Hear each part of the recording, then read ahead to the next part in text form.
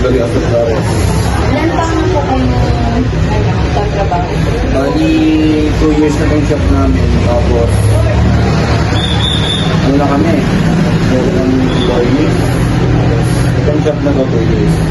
Paano niyo po nangingipin yung value ng product ay yung services po mo? Siyempre, kailangan nabigay natin yung...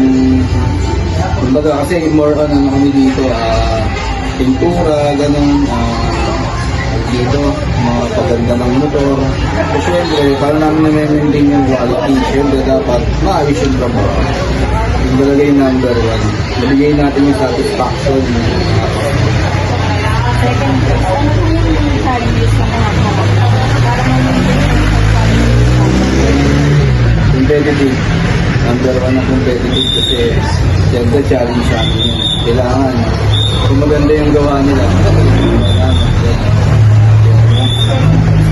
po nakapandil yung customer din? O yung mga complain yun. Parang backer sa amin, gano'n. Siyempre, mali is mali. Ngayon, binibigyan namin sila ng compliment namin. Ang gano'n.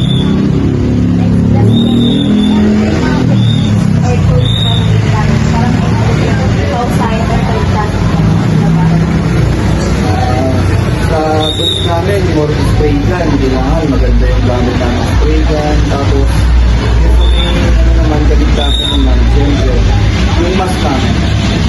Yun naman namin mag-invest kami sa mga ganun. So, yun.